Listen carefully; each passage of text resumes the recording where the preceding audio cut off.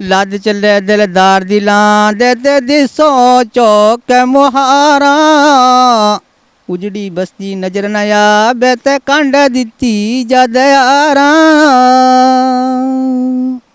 आप जो आपकी ये भैंस थी उनका नाम ले लेके आप बुला रहे थे, क्या क्या नाम है उनके? जी सर, उनका नाम, एक का नाम मुक्कर है, एक का नाम बूर है, एक का नाम कांचर है, एक का नाम डोडू है। भाई ऐसे ही सबके नाम है, मतलब प्यार से आप सबके नाम लेके बुलाते हैं और वो सब उस नाम से वो आ भी जाती हैं। जी सर, सब आ जाती है। मक्कर क्यों रखा हो आपने उसका नाम? वो बड़ा है। वो मकर वो ऐसा है, वो बिल्कुल एक तो सबसे ढीली चलती है, एक वो खड़ी हो जाती है कभी कभी, वो कहना भी नहीं मानती, बहुत कम मारती, इसलिए हमने उसका नाम ही मुक्कर डाल दिया। मकर तो मकर बहुत करती है, जैसे आदमी करते हैं ना, मगर ऐसे ही करती है वो भी। लेकिन वो तो लीडर है सबकी, आप बता रहे थे उसके पीछे। लीडर तो बहुत दूसरे वाली है।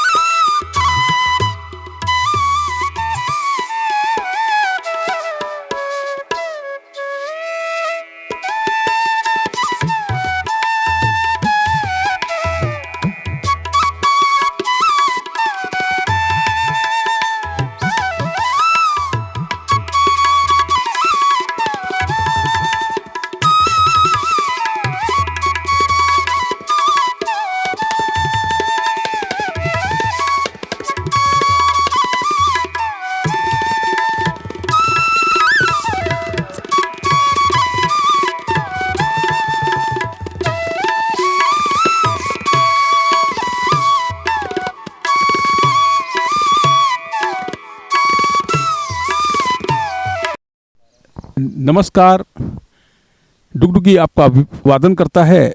मैं हूं राजेश पांडे और आज मैं पहुंचा हूं खेरी बनवाह क्षेत्र में। यहां हम मुलाकात कर रहे हैं गुलाम रसूल साहब से। गुलाम रसूल जी पशुपालन करते हैं और आपकी आजीविका का प्रमुख स्रोत पशुपालन है। गुलाम जी, आपका स्वागत है। जी धन्यवाद सर। गुलाम जी, आपको माई कहा जाता है। ये जो माई शब्द है, इस शब्द के बारे में बताइए कि क्या होता है माई? सर ये माई इसलिए बोलते हैं कि जो डंगर, हम ऐसा है बचपन से जब छोटे से थे तो हम डंगरों में रहते थे, हमारे बाप ने हमें डंगरों पे छोड़ दिया कि तुम डंगर देखो। तो उसमें हमें क्या है कि हमें जानकारी हो गई कि भाई ये डंगर कैसे पलेंगे या क्या खाएंगे, कैसे रहेंगे ये हो। तो वो डंगर हमारे से प्यार करते हैं बहुत, तो हम भी उनसे प्यार करते हैं, तो इसलिए माई बोलते हैं कि हमें कि ये माई हो गया। हमारे यहाँ जो बुजुर्ग है ना, वो बोलते हैं कि भाई ये माई हो गया। इसे जानकारी है डंगर की। अगर जैसे कोई डंगर बीमार हो गया या कुछ हो गया तो हमें पता लग जाता है कि इस डंगर को ये बीमारी हो गई, इसने घास में से ये खा लिया था, जहाँ कहीं जंगल में से इसमें ये हो गया ऐसे, तो इसलिए हमें माई बोलते हैं। तो एक बार की बात है, पहले बार जब मैं छोटा था, 10-12 साल का था, तो उस टाइम में यहीं से पार है, ये सामने पार है यहाँ पे, तो इस पार्क में मैं साल का पेड़ है, बल्कि वो गिर गया होगा, आप जहाँ होगा दूर है हमारे से, नहीं तो बता देते हम आपको। तो मैं आगे जा रहा था, हमारे पीछे डंगरी ऐसे चलेंगे जैसे कुत्ता आदमी के पीछे चलता है, ऐसे चलते हैं। वो किस लिए है? पत्ते के लिए। तो हम गए जिस टाइम, तो हम जाके जंगल में पत्ती लगे काटने, तो मैं पेड़े पे से गिर गया। जब मैं पेड़े से, तो जो जानकार भैंस थी सबसे आगे थी वो, तो वो मेरे पे खड़ी होकर रिंग बोलने लग गई, बहुत ज़ोर से बोल रहे। पीछे हमारी दादी जी उस टाइम वो आ रही थी पीछे धीरे धीरे, और हम आगे थे। जब उसने पूरी राड़ी दी, एक और था मेरे साथ में, वो भी माई था। अब उसने मुझे देख लिया कि भाई ये पेड़े में से गिर गया। अब जिस टाइम भैंस बोल रही, तो उसे पता लग गया कि भैंस बोली, कुछ ना कुछ उसे हो गया। जब ये भैंस बोल रही, भैंस बड़ी बड़ी राड़ी लगी मारने, मेरे पे खड़ी होगा, इधर मुँह करके उधर मुँह करके, कि भाई ये गिर गया। तो जिस टाइम वहाँ पे गए हम, तो वो भैंस ने, वो गया मेरे साथी जो साथ में था।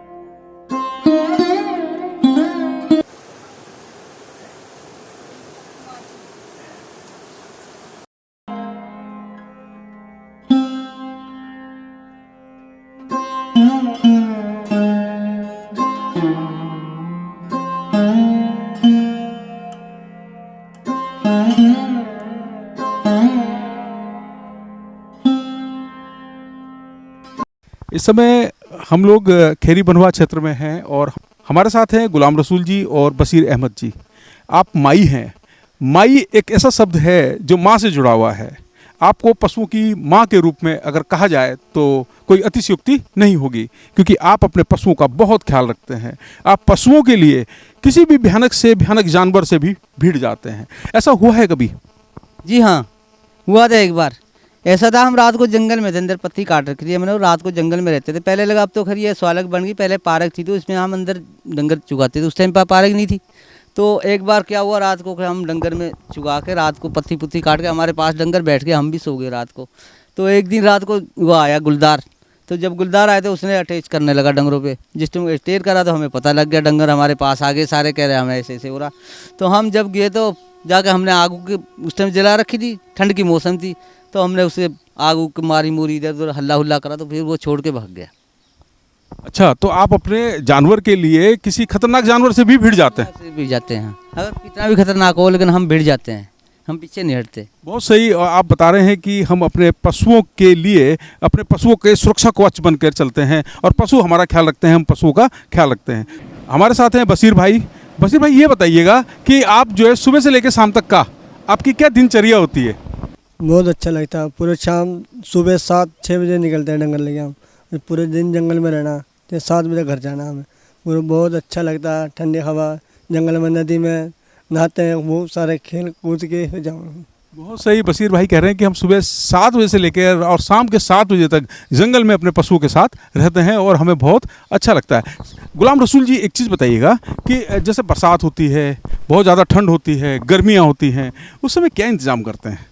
सर ऐसा है, जैसे बरसात है आजकल, तो हम अगर हमारे पे रेन कोट है तो वो ले जाते हैं। अगर ना होता तो एक कंबल होता है हमारा, पुराने कंबल ही चलते थे हमारे, तो कंबल की ऐसा है वो बना लेते हैं, तो उससे सिर पे बांध के और फिर अपने डंगरों के साथ निकल जाते हैं। उसमें अगर ठंड होगी तो ठंड से बच जाते हैं, अगर पानी भी कम आता है उसमें तो पानी से भी बच जाते हैं। तो अगर हमें ऐसा हुआ कि जिस टाइम हमारे डंगर थोड़ा मौसम साफ़ हो गया, तो हम उसे नीचे बिछा के थोड़ी देर आराम भी कर लेते हैं। जैसा जिस कंबल की आप बात कर रहे हैं, अगर एक आम कंबल है, भीग जाएगा, वो भारी भी हो जाएगा। आपका कंबल कैसा खास है? सर वो ऐसा है कि वो जो पहले गद्दी आते थे नीलकंठ से, तो वो बेचते थे, मतलब वो, और लोग लेते भी नहीं उन्हें, और लोग पसंद भी नहीं करते। वो उनका होता है बना हुआ, बकरी का बना रखा होता है, तो उसको लेते हैं हम ज़्यादा कर। वो आप तो बल्कि महंगा होता है, पर जब पुराने टाइम पे ही था 600-700 रुपये का मिल जाता था, 800 का 900 का मिलता था, लेकिन अब महंगा हो गया उस टाइम। तो वही कंबल लेते थे हम ज़्यादा कर, जानकारी होती थी उसमें। एक तो ठंड भी कम लगती थी और उसमें पानी भी बहुत कम आता था। बहुत सही जानकारी दे रहे हैं कि आप इतनी चुनौतियां आपके सामने, इतनी सारी दिक्कतें हैं, लेकिन अच्छा, जैसे बरसात हो रही है और आपको वही पशुओं को चराना भी है और मौसम बहुत ठंडा है, तब भी पशुओं को चराना है, तो आपको कभी ऐसा लगता है कि नहीं आज रुक जाते हैं? ना ना सर, ऐसा नहीं लगता, हमें बहुत बुरा लगता है। अगर हम ऐसे करते तो फिर हमारे पशु कैसे पलेंगे। हमें तो पशु चाहे ठंड हो, चाहे गर्मी हो, चाहे सर्दी हो, चाहे बारिश हो, चाहे पानी हो, कुछ भी हो, हमें उनके साथ रहना है। तो हमें कहीं भी होगा, चाहे जंगल में हो, चाहे रहना हमें जंगल के अंदर ही उनके साथ। बांध के भी नहीं रख सकते, भूखे भी हमें पसंद नहीं आते। अगर भूखे बांध दें उन्हें तो जब से टाइम से टाइम खोलना है उन्हें, अपने टाइम पे उन्हें जो भी है, चाहे थोड़ा मिलो ज़्यादा मिलो, लेकिन उन्हें राशन जरूर देना अपने जंगल का ला। बहुत सही। और आप जैसे मैं देख रहा था कि सुबह 7 बजे आप अपने पशुओं को खोल रहे थे और जंगल की तरफ ले जाने की कोशिश तैयारी कर रहे थे। जैसे कि पूरे दिन भर, क्या पूरे इतने साल से आप पशु को चरा रहे हैं, कभी छुट्टी भी की है? ना साहब, सर हमने कभी छुट्टी नहीं करी होगी, हमें ध्यान नहीं आता। जैसे अगर छुट्टी का टाइम है, वैसे अगर शादी शुदी तो रात के टाइम अपने डंगर घर में छोड़ के फिर शादी में भी रात के टाइम जाते थे, लेकिन दिन में हमने छुट्टी नहीं करी। बशीर भाई, आपने छुट्टी की है कभी? जी नहीं, अगर हम छुट्टी करें, हम दूसरों को किसी को अपनी साथी को भेज जाएंगे, लेकिन ऐसे डंगरों की छुट्टी नहीं कर सकते। हम अपने आप भूखे रह जाएंगे, लेकिन डंगर को नहीं अपने को भूखा रहेंगे। उसके लिए कुछ भी करेंगे, लेकिन उसके पालेंगे, उसका जरूर खाना पूरा करेंगे। बहुत सही। अच्छा, एक चीज़ बताइएगा बशीर भाई, कितना गर्व महसूस होता है एक माई के रूप में? बहुत गर्व महसूस होता है सर। ताकि हमें पूरे दिन जंगल में रहना, हमें तो महसूस होएगा। धूप नहीं देखनी, छाई में, कभी धूप में, कभी छाई में, तो पूरा दिन रहना पड़ा उनके साथ। बशीर भाई को मैंने एक दिन देखा था रेनकोट पहनकर आप चले जा रहे थे बरसात में, और वो पूरा पानी आपकी डेरे में भर गया था, और आप जा रहे थे, और आपको चिंता रहती है कि मैं अपने पशुओं को ज़्यादा से ज़्यादा खिला सकूं, ज़्यादा से ज़्यादा चरा सकूं। ठीक है सर, आगे बढ़ते हैं आपके साथ।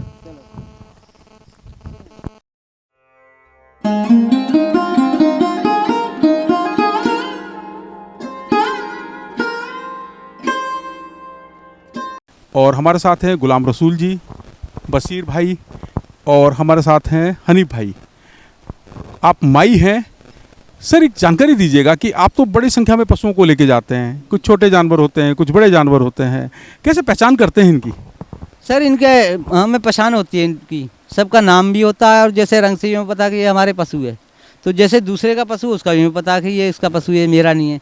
तो जो हमारा पशु होगा वो हमारी तरफ आएगा, उसकी तरफ नहीं जाएगा, जो उसका पशु है उसकी तरफ जाएगा। अच्छा, पशुओं को भी पता है कि हमारे मालिक ये हैं? जी सर, उन्हें सबको पता है कि हमारा मालिक है।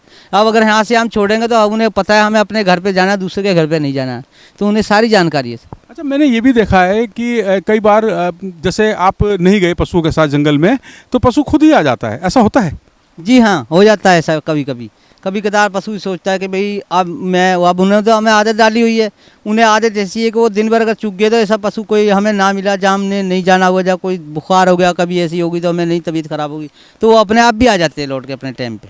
अपने टाइम पर लौट के आ जाते हैं? जी सर, उन्हें आदत पड़ी हुई है ऐसी आने की। अच्छा, जब आप सुबह 7 बजे से लेके शाम के 7 बजे तक आप पशुओं के साथ रहते हो जंगल में, कभी डर लगता है सर? कभी सर डर तो लगता है, लेकिन क्या करें, डर का तो यही है कि भाई रहना तो पड़ेगा। अब डंगरों को तो ज़्यादा दिक्कत है ना, हमें उनके बगैर हम नहीं रह सकते। आपके साथ एक घटना हुई थी हाथी वाली, हाथी ने हमला कर दिया था आप पर, वो घटना के बारे में बताइएगा। जी सर, हाँ वो हुई थी। ऐसा हुआ था कि हम 2 साथी थे। अब हमें क्या हुआ कि हमें हाथी मिल गए जंगल के अंदर, तो जिस टाइम हम जाने लगे तो हम आगे झाड़ से बहुत ज़्यादा, हम उसके नीचे को निकल के आगे खड़ा था। हमने पहले तो सोचा, मैंने कहा यहाँ से चला गया होगा, तो हाथी जो है तो चुप करके खड़ा था, उसके साथ में बच्चे भी थे, 3-4 थे वो। अब जो जी तो बच्चे की वजह से बच्चा तो रह गया थोड़ा उसके साथ में, और जिस टाइम हम मून के आगे पहुँचे तो हाथी ने हमें पकड़ लिया। जब मुझे पकड़ लिया तो मेरा साथी भाग गया, वो इधर को भागा, मैं पीछे को भागा। जो हाथी जो है तो मेरी तरफ भागा, मुझे पकड़ लिया उसने। अब बहुत देर तक उसने मुझे इधर उधर खूब करा, फिर बाद में उसने मुझे फेंक दिया, फेंक के वो चला गया। फिर जो मेरा साथी था वो मेरे पास ही रहा, थोड़ा दूर छेके में रहा, ऐसा देखता रहा पेड़ के नीचे के भाई इसे मार तो दिया, अब वो चलो अब देखो छोड़े या क्या करे। तो उसके बाद मेरा साथी आ गया मेरे पास, तो मुझे उसने उठाया, तो उठा के ले आया वो नीचे, फिर वहाँ से मुझे ला के फिर इधर उधर फ़ोन करे उसने, फिर हमने अस्पताल में ले गए। अभी हम मुलाकात कर रहे हैं माई शब्द से जैसा प्रतीत होता है माँ, पशुओं की माँ। सबसे महत्वपूर्ण पहलू ये है कि हमारे घरों में जो दूध पहुँचता है वो आपकी मेहनत से पहुँचता है। आप सुबह से लेकर रात तक, शाम तक अपने पशुओं के साथ मेहनत करते हैं, तब दूध मिलता है, और वो दूध हमारे घरों तक पहुँचता है। क्या आपको जो ये दूध उत्पादन होता है, क्या आपको लगता है कि आपको उतना फ़ायदा हो पा रहा है जितनी आप मेहनत करते हैं? सर फ़ायदा तो नहीं हो रहा, लेकिन क्या करें, आदत बनी हुई है बचपन से। अब ये इस काम के बगैर और काम ही नहीं करते, हम यही करते हैं, हमें ज़्यादा पसंद है। बहुत सही कहा कि हमें पसंद है ये काम और इस काम को हम कर रहे हैं, एक परंपरा सी निभा रहे हैं कि हमारे जो बुजुर्ग थे वो बुजुर्ग पशुपालन करते थे, पशुपालन से आय होती थी और उससे घर चलता था, तो उसी परंपरा को आप भी निभा रहे हैं। बशीर भाई यही हो रहा है? जी सर, ये हो रहा है सर। हमारे दादा परदादे ने यही काम करा और हम इसी काम में लगे हुए हैं। जी सर। बशीर भाई कभी कोई पशु खो जाता है तो कैसे ढूंढते हैं उसको? सर उसे ढूंढना पड़ा, कभी गले में घंटी हो गई, इसमें घंटी होने के बाद लगाते हैं उसे, उसी का नाम लेके और वो आ जाता है। गुलाम रसूल जी ये बताइएगा कि जब पशु खो जाता है, कई बार ऐसा होता होगा कि गिनती पूरी नहीं हो रही है, आप गिनती भी करते होंगे, जब गिनती पूरी नहीं हो रही है तो क्या आप रात को भी पशु को ढूंढने जंगल में चले जाते हैं? जी बिल्कुल सर, हम रात को भी चले जाते हैं। कई बार हमारे साथ ये होता है कि बरसात का मौसम होता है, जैसे पानी ज़्यादा हो गया तो कोई डंगर हमारा छूट जाता है जंगल में, तो वो नहीं आता है तो हमें रात को भी जाना पड़ता है। रात को ढूंढेंगे, अगर मिल गया कहीं तो, नहीं तो उसे आवाज़ लगाएंगे नाम से उसके से, फिर अगर वो बोल गया, उसे सुनाई देगी हमारी आवाज़ तो वो बोलता है, वो हमारे पास आ जाता है, फिर हम उसे घर ले जाते हैं। बहुत सही। और इसमें कितना चैलेंज है, कितनी कठिनाइयाँ हैं, कितनी दिक्कतें हैं। मैं फिर एक बार फिर इस चीज़ को रिपीट कर रहा हूँ कि हमारे घर में जो दूध पहुँचता है उसके पीछे का जो संघर्ष है, उस संघर्ष को अगर जानना है तो आप माई से मिलिए, गुजर समुदाय की माई से मिलिए, वन गुजर से मिलिए, वो बताएंगे आपको कि कितनी मेहनत करनी पड़ती है। कई बार तो पशुओं को जो है जानवर भी उस पर अटैक कर देते हैं, जंगल के जानवर उन पर अटैक कर देते हैं। आपके साथ कोई घटना हुई है बशीर भाई ऐसी? सर मेरे साथ नहीं सर, अभी तक कोई ऐसी। जंगल में कोई जानवर दिखाई दिया आपको? जंगल हाथी दिखाई दिया, गुलदार, ये चीज़ दिखाई दी बहुत बार, लेकिन अपना बचाव करके थोड़ा उन पर निकल जाते हैं सर। आप कह रहे हैं कि अपना बचाव करके हम लोग निकल जाते हैं, हम टकराते नहीं हैं दूसरे जानवर से, हम जंगल के जानवरों का भी सम्मान करते हैं और जितना हम अपने पशुओं से प्यार करते हैं उतना जंगल के जीवों से भी प्यार करते हैं। अच्छा एक चीज़ बताइए सर, पशु बीमार हो जाते हैं, इतनी बड़ी संख्या में पशु हैं, उसका इलाज कैसे करते हैं? सर ऐसा है, उसे तो हम थोड़ी बहुत जड़ी बूटी भी होती है, जानकारी होती है, हमारे बड़ों ने भी बता रखी है, तो वो दे देते हैं उन्हें। अगर ज़्यादा बीमार हो गए तो, नहीं तो फिर डॉक्टर के पास जाना पड़ता है, फिर डॉक्टर से दवाई लाते हैं। डॉक्टर से दवाई लाते हैं तो उसकी केयर करते हैं। अच्छा क्या सावधानियां बरतते हैं आप अपने पशु के साथ? जब आप पशु को चराने ले जाते हैं, जंगल में ले जाते हैं, तो किस तरह की सावधानियां आप बरतते हैं? सावधानी क्या सर, वो तो अपना आप चुकते रहे, उनके साथ साथ रहना पड़ता है सर हमें। तो कहीं घास है, घास में चुकाना पड़ता है लेके, कहीं ऐसे नहीं रहने देते, कभी पानी में बैठे उन्हें उठाना पड़ता है, चुकाना पड़ता है सर। वो इस तरह से उनकी सावधानी से रहना पड़ता है उनके साथ। आप बता रहे थे मुझे कि वो अपनी जगह भी बदलते हैं, पशु हमें खुद लेके जाते हैं कि यहाँ पर घास है, ऐसा होता है सर? जी सर ऐसा होता है, ये एक तरफ नहीं जाते हर टाइम। वो अब जो होता है कि आज हमें यहाँ जाना तो कल को हमें दूसरी जगह जाना, तो वो जगह बदलेंगे तो हमें उधर ही जाना पड़ता है उनके साथ, जहाँ उन्हें अच्छा लगता है वहीं हमें रहना पड़ता है। जैसे आप पूरे दिन भर तो यहाँ रहते हैं, खाना कैसे करते हैं, खाना पीना कैसे होता है, भोजन कैसे होता है? खाना तो सर हम साथ में ले जाते हैं सुबह, अब तो हम आपके साथ रखे ना इस टाइम, लेकिन हम 8 बजे के बाद अपना खाना खुना लेके सारा चल जाते हैं पूरे दिन भर। फिर जहाँ पे हमारे पशु दिन में बैठते हैं पानी में, वो नहाने लग जाते हैं, हम खाना खाने लग जाते हैं, 1-आधा घंटा हमारा खाने में लग जाता है, उनका आराम हो जाता है थोड़ा, वो अपनी वो कर लेते हैं। पशु अपना आराम करते हैं और आपके खाने का आपको समय मिल जाता है। बहुत सारी दिक्कतें झेलते हैं, बहुत सारी चुनौतियां झेलते हैं, जंगल है, जंगल में कई तरह के जानवर भी रहते हैं, उन जानवरों से भी आपको अपने पशुओं को बचाना होता है। गुलाम रसूल जी, जो सावधानियों की बात हम कर रहे हैं, किस तरह की सावधानी आप बरतते हैं? अपने पशु पर आप हमेशा निगरानी करते हैं, तो किस तरह की दिक्कतों से उन्हें बचाने की कोशिश करते हैं?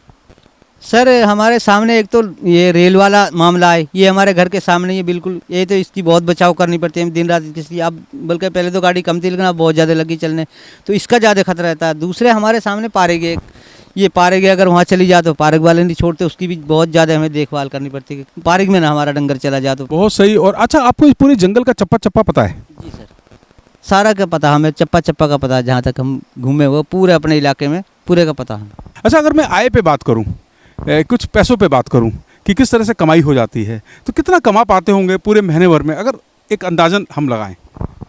जी सर, क्या कमाना, कुछ भी नहीं, इसमें यही दूध, जितना अपना दूध होगा उतना ही कमा सकते हैं। चीज़ के अगर 5-7 किलो दूध होगा तो 5-7 का हिसाब ला लो। अब यही 40-45 रुपये ले जा रहे हैं हमारा दूध यहाँ से, बस इसी के हिसाब से लगा लो महीने। तो बहुत ज़्यादा कमाई नहीं हो पाती है, हमेशा दिक्कतों में ही रहते हैं। हमें तो इतना है कि 2 वक्त की रोटी मिल रही, बाकी कमाई कमाई कुछ नहीं है इसमें। ये है कि 2 टाइम की रोटी खा लें अपने, बस जो भी खाया पिया वही हमारे पास है, बस और कुछ नहीं बचता। बशीर भाई, मैं आपको देख रहा हूँ बड़े खुश रहते हैं, मुस्कुराते रहते हैं, क्या राज है इसका? बस सर, बस मेरी ऐसे ही आदत है सर, मैं अपने ऐसे किसी कभी ऐसा नहीं करता, वो गुस्से में बात नहीं, मैं प्यार मोहब्बत से रहूँ सर किसी। बशीर भाई कहते हैं कि प्यार मोहब्बत से रहो। जब पशुओं के साथ रहते हैं तो पशु ही सिखा देते हैं कि प्यार मोहब्बत से कैसे रहा जाता है, क्योंकि आप अपने पशुओं को बहुत प्यार करते हैं। एक माई के रूप में आप काम कर रहे हैं और 50 साल आपकी उम्र हो गई है। मुझे लगता है कि आप जो है कम से कम 30 साल से पशुओं को के साथ जंगल में जा रहे हैं, जब से आपने होश संभाला। ठीक है, तो एक माई के रूप में आपकी क्या भूमिका होती है समाज में, क्या क्या ज़रूरतें एक माई की होती है? जी सर, उसमें ऐसा है ना, जैसे हमें हर चीज़ की जानकारी होती है जंगल के अंदर रहने की। जैसे डंगर खो गया तो हमें पता है कि तेरा डंगर, आप दूसरे पूछते हैं, जैसे बशीर मुझे पूछ लेगा भाई तेरा डंगर फलानी जगह मुझे दिखाई दिया था, अब मुझे पता है कि तेरा डंगर वहाँ जाता है। तो हमें इतनी जानकारी रहती है कि डंगर कोई भी, मतलब डंगर कोई बीमार हो गया, जहाँ कोई ऐसी हो गई तो उसकी भी जानकारी होती है हमें कि भाई ये डंगर को ये खिलाओ, इससे सही हो जाएगा। अच्छा, जो वनस्पतियाँ होती हैं जिनको आप पशुओं को खिलाते हैं वो कहाँ मिलती हैं आपको? जंगल में ही? सर वो तो जंगल में मिलती है, जो बूटी होती है ना, जैसे बोलते हैं बूटी, तो वो जंगल में मिलती है। किस किस तरह की बूटी होती है, थोड़ा बताइएगा उसके बारे में। एक तो मैं सामने बता दूँ आपको, ये सामने पेड़ा जो दिख रहा है मालजन का, इसके पत्ते तोड़ के अगर से थोड़ी थोड़ी और इसे इकट्ठा करके और इसे थोड़ा नमक डाल के इसमें डंगर को दे दो तो डंगर को भूख बढ़ जाती है। अगर जिस डंगर को भूख नहीं लगती तो वो खाना शुरू हो जाता है, ऐसा खाना हजम रहता है।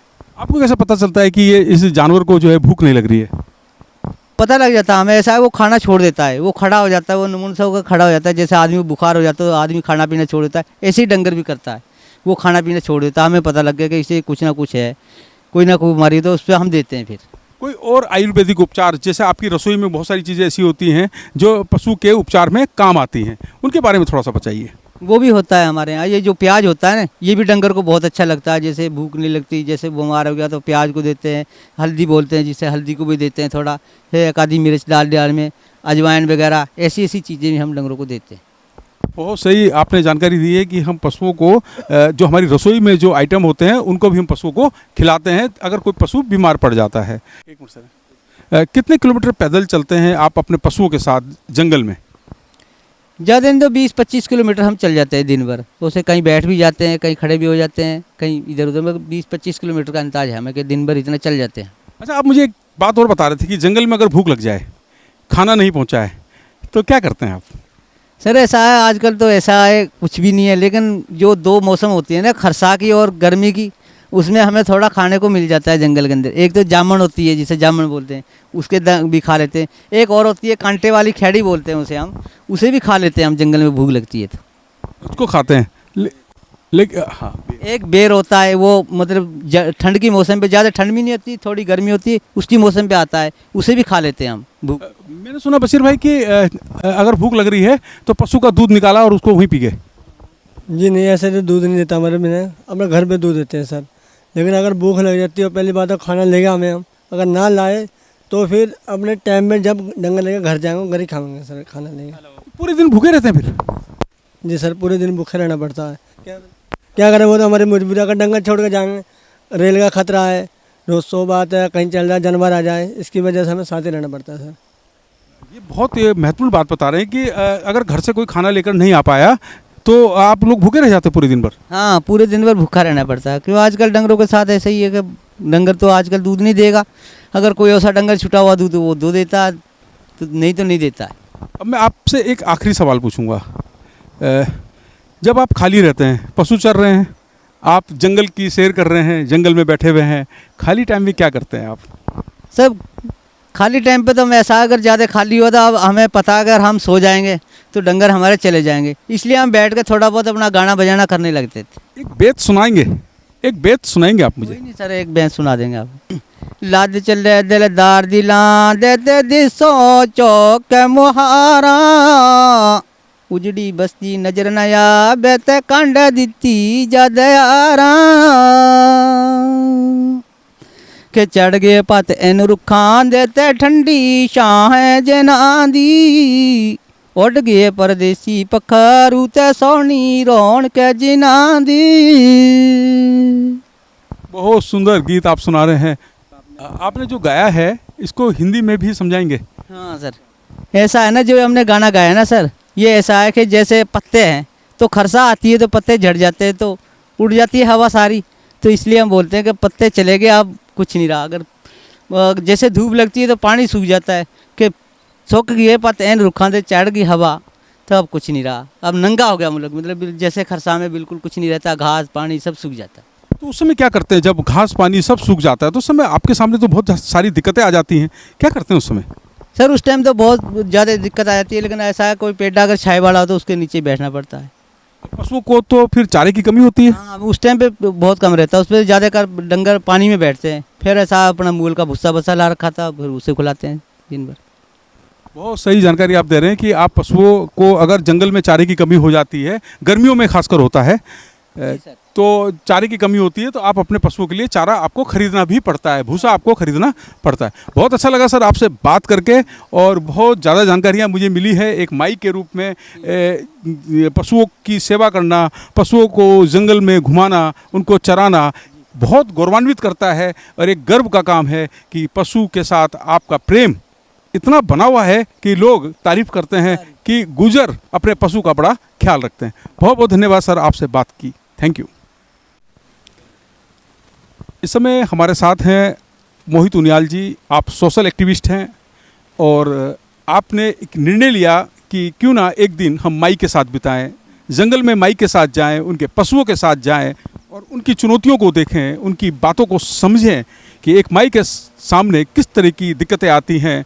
क्योंकि जो दूध हमारे घरों तक पहुंचता है, उस दूध के पीछे का जो संघर्ष है, उसकी जो कहानी है, उसको समझने के लिए आप साथ आए हैं, और हम खेरी बनवा क्षेत्र में हैं। मोहित जी, क्या फील कर रहे हैं, क्या महसूस किया है आपने जब आप गुलाम रसूल जी से मिले, बशीर भाई से मिले, सबीर भाई से मिले, क्या महसूस किया?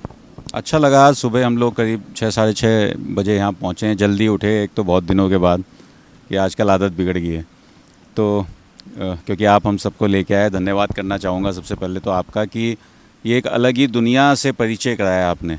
आज गुलाम रसूल जी, सबीर भाई और सभी गुज्जर भाइयों के साथ आज वक्त बिताने का हमें मौका मिला। और जैसा कि आपने बताया था कि आज माई से मिलाने ले जा रहा हूँ, तो मेरा और अमोला जी के मन में यही चल रहा था कि माई कौन है, कैसी दिखती होंगी माई।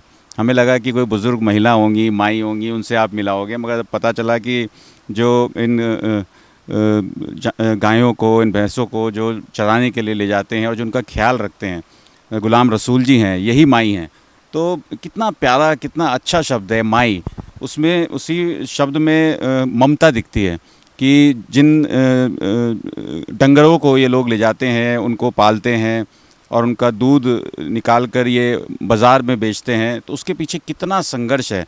और खाली हम देखते हैं कि आज के ज़माने में जिस तरीके से पशु क्रूरता भी हम लोग देखते हैं, कि कहीं ना कहीं एक होड़ लगी है कि कैसे गायें भैंसों से दूध लिया जाए और उनको पीड़ा दी जाती है उसके लिए, मगर यहाँ हम देखते हैं कि कितना प्यार, कितना अपनापन है होता है इसके पीछे भी। तो ये सब देखने को मिला। और आज हम यहाँ सुसवा नदी की ओर पहुँचे हैं, तो कितना चैलेंजेस इनके जीवन में रहते होंगे। एक दिन में ये इस जंगल में आते हैं और कई किलोमीटर तक ये रोज़ चलते हैं। अब जैसे हम देख रहे हैं कि हमारे साथ जितने डंगर आए थे, अभी वो सब अंदर चले गए हैं, और फिर वो थोड़ी, मुझे लगता है शाम तक वो बाहर आएंगे, शाम तक ये उन्हीं के साथ रहेंगे। और क्योंकि हम आज पहुँचे तो हमने देखा कि कैसा वातावरण है, मच्छर होंगे, क्या बारिश हो गई या धूप हो गई, तो कितने संघर्ष का जीवन है। और ये नदी, सुसवा नदी जो चल रही है, मैं जब इस नदी के पास आता हूँ तो कहीं ना कहीं मन भी व्यथित हो जाता है, क्योंकि हम लोगों ने, आपने, हम सब ने मिलके कई सालों से एक कैंपेन भी चलाया है कि इस नदी को हम लोग साफ़ करें। जिस तरीके से इस पानी इस नदी में आता है, इस बार तो बहुत पानी आया, बहुत बाढ़ आई, और देहरादून का जितना कचरा ये नदी लेके आती है, सीवरेज, जितना सीवेज ये नदी लेके आती है, बिंदाल नाला, रिस्पना नदी, ये सब मिलके ही सुसवा बनती है। और इतना कई हज़ारों कुंटल कचरा ये हमें पड़ा है, पहाड़ के पहाड़ अभी हमने देखे हैं कि ये नदी लेकर माँ गंगा की ओर बढ़ रही है।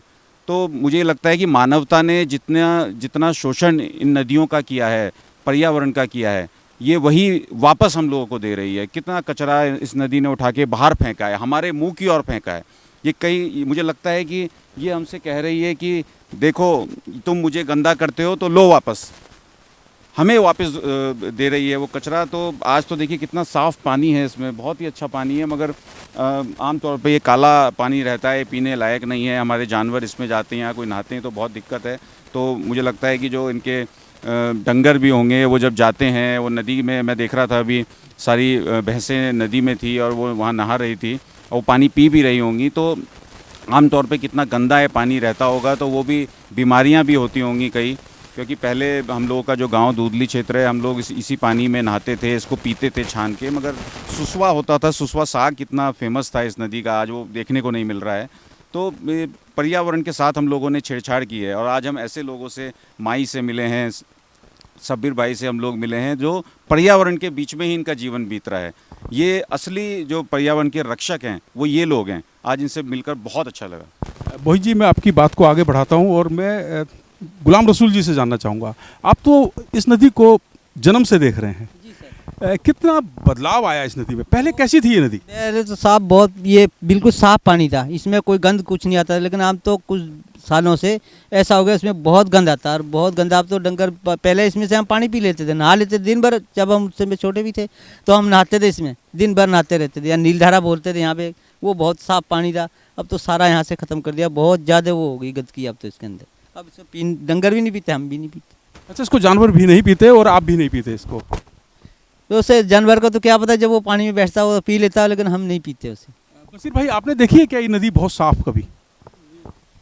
ये साफ नहीं देखी, हमारे ज़माने में ऐसी थी सर, बहुत गंदी। अगर इसमें आप पानी पार टबेंगे इसमें खारी खुजली होना शुरू हो जाती है सर। अब ऐसा पानी हो रहा है इसका। अब तो आप बता रहे हैं कि इस नदी में अगर हम पैर रख लिए तो हमारे खाज खुजली होना शुरू करते हैं। देखिए ना सर, हमारे पैरों में क्या हाल हो रखी है इसमें। ये देखिए, इस पानी से हो रहा है, ये सारी इसी गंदगी की वजह से हो रहा है ये सारा कुछ। आपके पैरों में भी निशान पड़ गए हैं, खाल आपकी मुझे लग रहा है उछल रही है। हाँ, अच्छा, हमारे साथ सबीर भाई हैं। सबीर भाई, आप तो पशुओं के साथ आप भी कई बार आते हैं और आप तो अब बाहर चले गए, इस डेरे से बाहर चले गए, तो और लेकिन आपकी आत्मीयता इस डेरे से जुड़ी रहती है, आप लोगों से जुड़े रहते हैं। किस तरह की दिक्कतें एक माई के सामने आती है, किस तरह की दिक्कत एक पशुपालक के सामने आती है, इसके बारे में बताइए। देखिए सर, एक जो माई हो गया वो एक जो है, जैसे हमारे मवेशी हो गए तो उनका जो संरक्षण करता है, उनकी जो देखभाल करता है, उसमें माई का एक बड़ा योगदान है। माई का एक बड़ा योगदान जो है, एक संघर्ष वाला जीवन है वो इसलिए है कि क्योंकि एक माई ही अपने परिवार को पालता है। उसको परिवार ही नहीं पालना है, उसको अपने जानवरों को ही पालना है। तो इसलिए सर, माई का अपने परिवार चलाने में और जानवरों को पालने में सबसे बड़ा योगदान जो है माई का रहता है। क्योंकि अगर माई भैंस को चरा के लाएगा तो तभी तो उनसे दूध निकाला जाएगा। दूध निकाला जाएगा तो सर वो मार्केट में जाएगा, वो बिकेगा तो सर उससे आय होगी, उससे आय होगी तो सर तभी जाके परिवार पर खर्च होगा। तो एक माई का, मैं मानता हूँ कि माई का अपने परिवार को, वन गुजर समाज के अंदर सबसे बड़ा योगदान जो है माई का है। सबीर भाई हमें बता रहे हैं कि वन गुजर समुदाय में सबसे बड़ा योगदान माई का है, क्योंकि गुजर समुदाय अक्सर उनकी जो आजीविका का प्रमुख स्रोत रहता है वो पशुपालन है। वो पशुओं को पालते हैं, दूध बिक्री करते हैं, उससे उनका घर परिवार। इस समय हम खेरी बनवा क्षेत्र में हैं और हमारे साथ हैं सोशल एक्टिविस्ट और न्यू विजन संस्था के संस्थापक गजेंद्र मोला जी। गजेंद्र जी, जब आपसे बात हुई तो ये डिस्कस हो रहा था कि हम एक माई से मिलेंगे और एक दिन माई के साथ बिताएंगे। तो क्या चल रहा था मन में? क्या आप सोच रहे थे कि कौन होंगे माई और किस तरह से वो अपने पशुओं को प्यार करते हैं, किस तरह से वो पशुओं के साथ अपना पूरा दिन बिताते हैं? तो क्या महसूस किया आपने यहाँ आकर? सबसे पहले तो जो आपने कल रात बात बताई थी कि हम माई से मिलेंगे और हम माई के संघर्ष की कहानी देखेंगे, तो वास्तव में सबसे पहली दिमाग में पिक्चर तो यही, माई कोई लेडी होगी, घर की कोई बड़ी लेडी होगी, और संघर्ष मतलब वो तो पहाड़ में हमने देखा है, जो हमने कई ग्राम यात्राओं में किया भी है, और कि जो हमने नारी शक्ति का संघर्ष देखा है, तो दिमाग में वही था। लेकिन यहाँ पर बिल्कुल एक उलट था उससे, कि मतलब हमने संघर्ष शब्दों दूर, हमने बहुत एक भावनात्मक जो यात्रा की है आज, और माई का और पशु का जो एक बहुत ही भावनात्मक रिश्ता, एक पशु प्रेम जो है वो आज देखने को मिला। माई कितना अपने पशुओं से बातचीत करता है। हमने ये तो सुना था कि ठीक है हाव भाव समझते हैं, लेकिन माई बात भी करता है उनसे। माई ने हमें काफ़ी कहानी भी सुनाई कि जब पेड़ से गिर गए थे और वो जब कहरा रहे थे, लेकिन उनके पशुओं ने आवाज़ देकर लोगों को बुलाया उनकी मदद के लिए। की बहुत सारी कहानियाँ पता लगी और उनके संघर्ष की भी कहानी पता लगी हमें, और कि वो कितना सम्मान करते हैं उस दूध को जो सेवन करते हैं, उस उनके पशुओं द्वारा उनको मिलता है, उसका कितना सम्मान करते हैं। और वास्तव में ये कहानी बहुत सीख लेने वाली है। अपने सभी बच्चों को ये कहानी देखनी चाहिए कि जो इस दूध दुकान से लेकर दूध जब आपके घर किचन तक आता है और आपके पेट तक जाता है, इसके पीछे कितना संघर्ष है, उस कहानी को समझना ज़रूरी है। तभी आप एक सम्मान से उस दूध को भी सम्मान दे पाएंगे, उस अन्न को भी सम्मान दे पाएंगे। बहुत सही जानकारी आपने दी है। और गजेंद्र जी, मैं एक जानकारी और चाहूँगा, क्योंकि आप तो बच्चों की शिक्षा से जुड़े हैं, बड़ी संख्या में बच्चों को आप पढ़ाते हैं। गजेंद्र जी, क्या आप कोशिश करेंगे कि बच्चों को माई से मिलवाया जाए, बच्चों को यहाँ लाया जाए और उनको बताया जाए कि दूध जो हम लोग जो दूध पीते हैं उसके पीछे जो कहानी है, जैसा कि हम लोग अभी सिंधवाल गांव में गए थे, मोहित जी साथ में गए थे, आप गए थे, और वहाँ हमने देखा कि एक महिला कितना संघर्ष करती है घास पत्ती को जुटाने में, ऊंचे ऊंचे पेड़ों पर चढ़ जाती है और कई किलोमीटर पैदल चलती है घास लेकर। तो वो जो संघर्ष है, दूध के पीछे की जो कहानी है, क्या उसको दिखाना चाहेंगे? बिल्कुल, निश्चित रूप से। और ये दिमाग में तो मेरे चलता ही है, मतलब मैं कहता भी हूँ। वास्तव में जो मौलिक शिक्षा है यही है कि हम तो चाहते भी, हमने इनवाइट भी किया कई लोगों को कि ये ग्राम यात्राओं में आप जुड़िए, उस दर्द को समझिए, उन संघर्षों को समझिए। और मैं ज़्यादा तो नहीं, मतलब मैं ये नहीं कहूँगा कितने बच्चे आएंगे, लेकिन मैं ज़रूर अपने जो बच्चे मेरे से पढ़ते हैं मैं उनको ज़रूर विज़िट कराऊँगा एक दिन। अभी जैसे बताया कि सूखे मौसम में बहुत दिक्कत हो जाती है इनको घास चारे की, वो संघर्ष को मैं ज़रूर दिखाऊंगा। मैं पूरी कोशिश करूंगा कि यहाँ पर लेकर आऊँगा मैं। अभी हम मुलाकात कर रहे थे गजेंद्र रमोला जी से। आप सोशल एक्टिविस्ट हैं और आप न्यू विजन संस्था के संस्थापक हैं। आज आपने माई से मुलाकात की और जो माई शब्द को लेकर जो आपके दिमाग में चल रहा था वो पिक्चर क्लियर हो गई है कि माई एक व्यक्ति है जो अपने परिवार के मुखिया हैं, अपने परिवार को आगे बढ़ाने के लिए वो पशुओं को पालते हैं। और सबसे इम्पोर्टेंट बात यह है कि अगर वो मेहनत नहीं करेंगे तो दूध हमारी किचन तक नहीं पहुंचेगा। बहुत बहुत धन्यवाद आपका मोहित जी, आपका भी बहुत बहुत धन्यवाद कि आपने यहाँ आए आप और आपने माई से मुलाकात की और उनकी चुनौतियों को देखा और उनके संघर्ष को देखा। सबीर भाई, आपका भी बहुत बहुत धन्यवाद कि आपने हमें बशीर जी से मिलवाया, गुलाम रसूल जी से मिलवाया, हनीफ भाई से मिलवाया, युवा पीढ़ी से भी मिलवाया और एक आगे बढ़ने वाली जनरेशन से भी मिलवाया और इस संघर्ष को दिखाने की कोशिश की कि पशुओं के साथ कितना संघर्ष है और किस तरह से दूध हमारे घरों तक पहुंचता है। धन्यवाद। आप जो आपकी ये भैंस थी उनका नाम ले लेके आप बुला रहे थे, क्या क्या नाम है उनके? जी सर, उनका नाम, एक का नाम मुक्कर है, एक का नाम बूर है, एक का नाम कांचर है, एक का नाम डोडू है। भाई ऐसे ही सबके नाम है, मतलब प्यार से आप सबके नाम लेके बुलाते हैं और वो सब उस नाम से वो आ भी जाती हैं। जी सर, सब आ जाती है। मक्कर क्यों रखा हो आपने उसका नाम? वो बड़ा है। वो मकर वो ऐसा है, वो बिल्कुल एक तो सबसे ढीली चलती है, एक वो खड़ी हो जाती है कभी कभी, वो कहना भी नहीं मानती, बहुत कम मारती, इसलिए हमने उसका नाम ही मुक्कर डाल दिया। मकर तो मकर बहुत करती है, जैसे आदमी करते हैं ना, ऐसे ही करती है वो भी। लेकिन वो तो लीडर है सबकी, आप बता रहे थे उसके पीछे। लीडर तो बहुत दूसरे वाली है। अच्छा, दूसरी वाली है। ठीक ठीक ठीक, थैंक यू सो मच। अच्छा, आप जो जैसे आपके अब बच्चे हैं, नई जनरेशन है, इस मतलब इस पेशे को वो इसमें ज़्यादा खास इंटरेस्ट नहीं ले रही है। ना, आपके बच्चे कहाँ दे रहे हैं? अब तो नहीं, अब तो बच्चे बहुत कम, जो पुराने बच्चे वही दे रहे स्टेशन। कारण? बा कारण ये है कि थोड़ी पढ़ाई पूरी कर रहे हैं आजकल बच्चे, इसलिए थोड़ा वो जानकारी उन्हें कमाई नहीं है इसमें, काम में क्या फ़ायदा है। ठीक है, थैंक यू।